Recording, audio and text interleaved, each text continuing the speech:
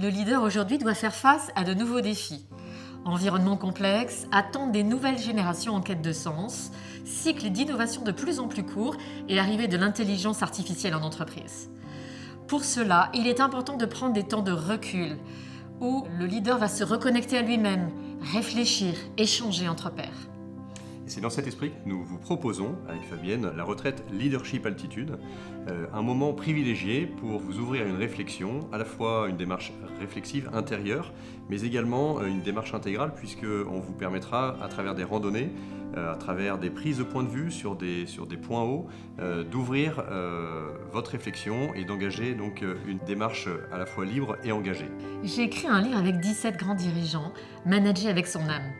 Dans ce livre, je développe une méthode en 3 temps.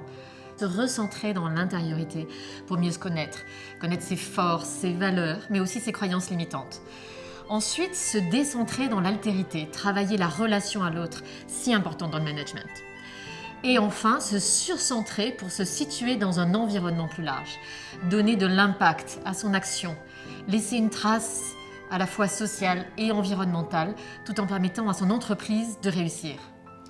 Dans la retraite Leadership en altitude, on propose aussi de travailler sur les analogies entre l'exercice du leadership en entreprise et en montagne, en milieu extrême.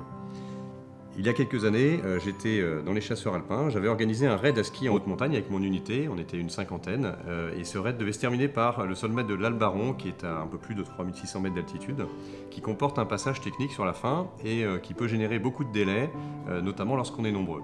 En arrivant au pied de ce passage technique, j'ai vu Antoine s'arrêter au pied de la voie, en tête de la colonne. Antoine, c'était mon adjoint. C'était quelqu'un en qui j'avais toute confiance et qui avait une très forte expérience montagne, supérieure à la mienne. Et j'ai compris à son regard et à ce qu'il m'a dit qu'on ne pourrait pas aller plus loin. Et ce jour-là, en quelques secondes, j'ai conclu et appris que l'exercice de l'autorité, ce n'était pas forcément foncer tête baissée sur un projet qu'on s'est fixé, même s'il est très attrayant, mais c'est aussi écouter, prendre en compte l'expertise et savoir faire preuve d'humilité dans certaines circonstances. Nous aurons la présence de Stanislas de Kersis, ancien PDG de Cartier et mentor de plusieurs startups.